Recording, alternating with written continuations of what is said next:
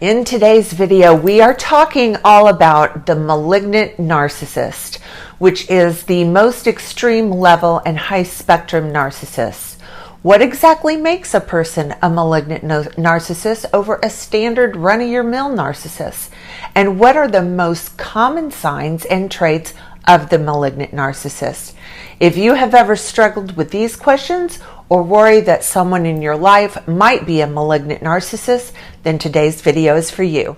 But first, if you're new to my channel, I'd like to take a moment and welcome you and invite you to please subscribe and be sure and hit that notification bell because I put out new videos every week.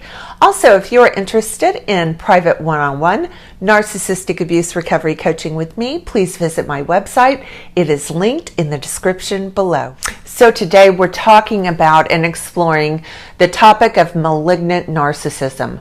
What is it and what are the signs of it? So let's just dive right in. Narcissism is on a spectrum, starting at something called healthy narcissism. This is a person who simply has a healthy self-esteem, not an egomaniac, not a doormat. Then we get up in the spectrum into what I call toxic narcissism. This would include a group of people who probably don't have the personality disorder, but are high enough in traits that it would make things challenging, to say the least, to have any type of a relationship with them. Next, we get up into NPD. These are narcissists that only have narcissistic personality disorder, not a combo of any other personality disorder. And next is the malignant narcissist. And these people are the highest on the spectrum and are a combination of narcissistic personality disorder and antisocial personality disorder. We sometimes refer to this disorder as the dark triad because there are essentially three parts to the personality disorder.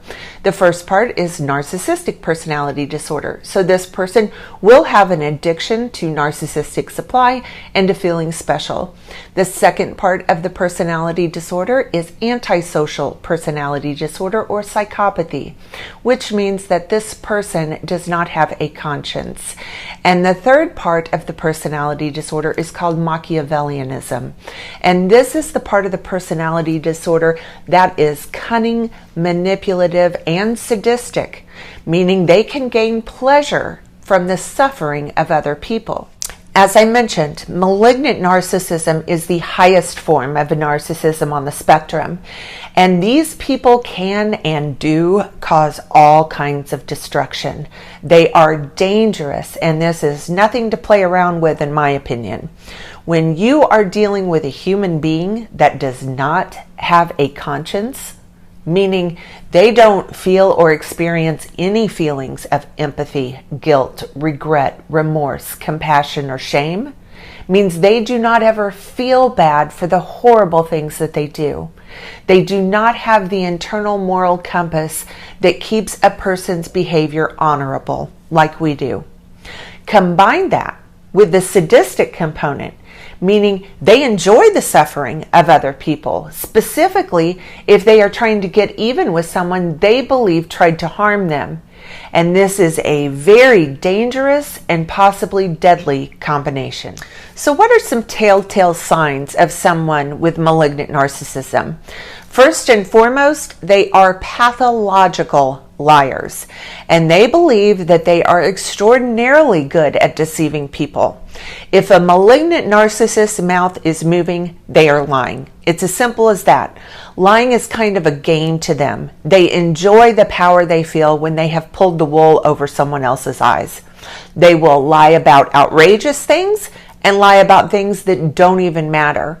Based on my lifelong experience exposed to these people, lying is like a fun game to them. Life to a malignant narcissist is one big psychological game, and they want to be the winner every single time. Basically, truth and honesty to a malignant narcissist is whatever version of a story benefits them the most in that moment.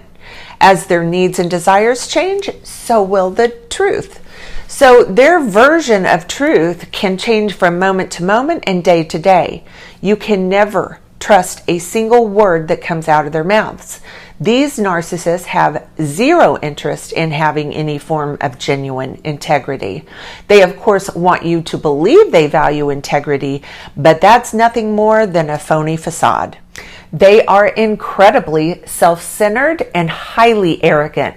Malignant narcissists are consumed with themselves, and they believe that they are a superior person who has entitlements that the rest of the world just doesn't.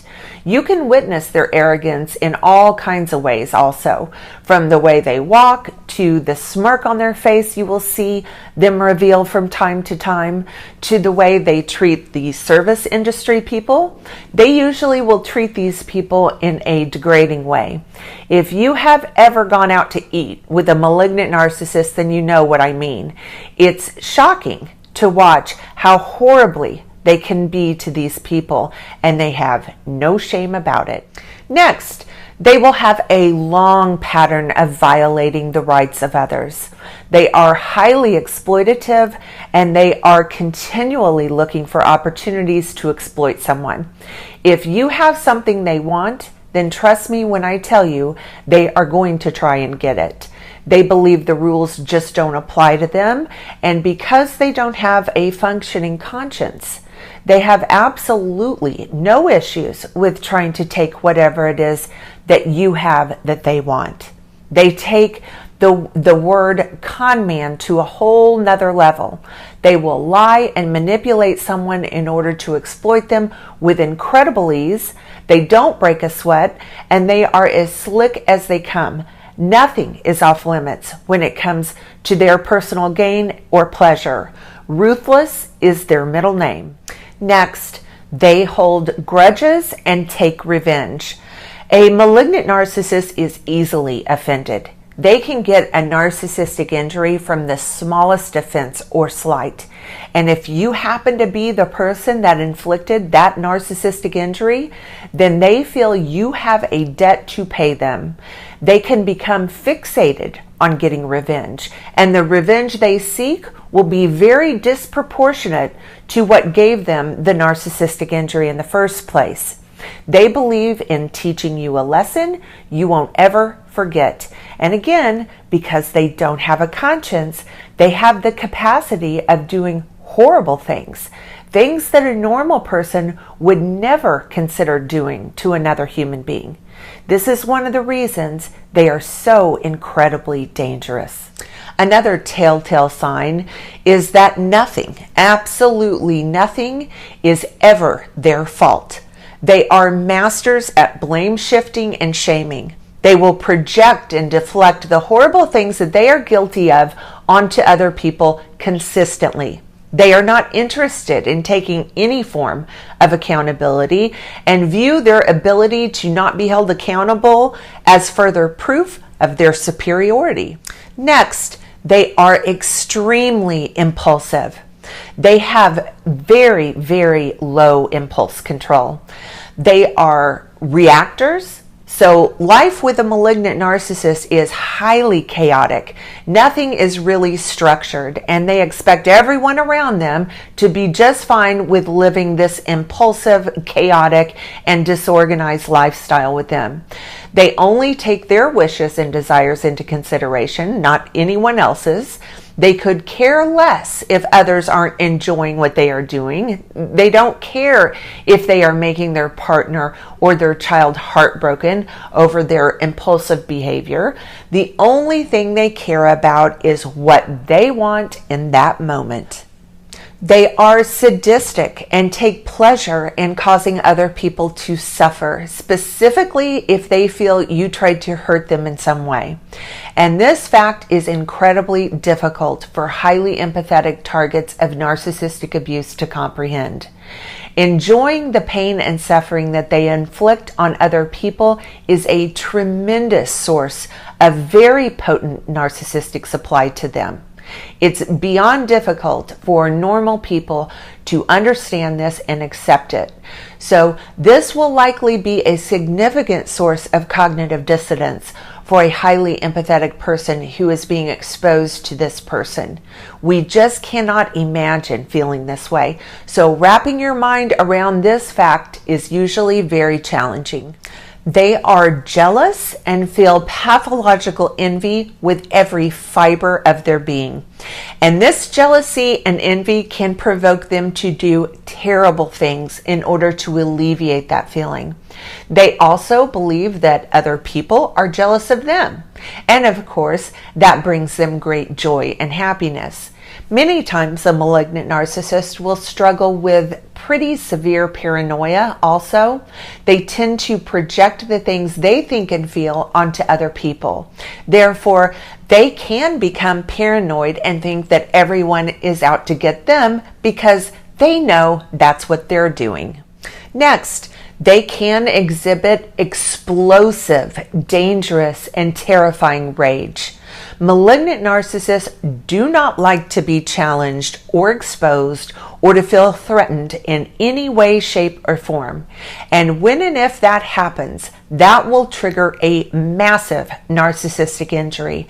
And when that happens, the way they alleviate that injury is through abusing other people, usually their family, and most times behind closed doors, as they don't want anyone knowing this is actually the kind of person that they are. And this abuse will explode in the form of a narcissistic rage. These rages can last minutes, hours, or even days. And as I mentioned, they are terrifying to be exposed to. They are usually very violent, and being repeatedly exposed to this rage is so damaging to the victim. It can have lifelong consequences. If you are being exposed to narcissistic rage on a consistent basis, understand this is a severe form of abuse and domestic violence. I didn't understand that until I was way into my adulthood. I didn't know that verbal, emotional, and psychological abuse was a form of domestic violence because I was exposed to it my entire life. I was under the impression that if someone didn't sexually or physically abuse you, then it wasn't considered abuse. And I know so many of you out there believed the same thing. But we were wrong. And society needs to understand the devastating consequences of being exposed to emotional, verbal, and psychological abuse it can be. People who are exposed to this long term will definitely develop symptoms of complex trauma to one degree or another. So in closing, let me just remind you that malignant narcissists are nothing to play around with. If you believe you are involved with a malignant narcissist, you need to start taking measures to get away and go no contact. The longer you are tied to this person, the higher the probability you are going to be harmed. It's also critical to understand that there is nothing that you can do to help someone like this. This is a permanent personality and character disorder, and the only way to keep yourself safe is to get away. If you are involved with a malignant narcissist, I encourage you to reach out for help. Look for an educated therapist or a narcissistic abuse recovery coach like myself, or a support group. But getting support and validation for what you are going through is so important. Okay, that's going to do it for today's video. If you like this video, please give it a thumbs up and please subscribe to my channel. Also, follow me on my other social media platforms. The links are in the description below. Thanks for watching, everyone.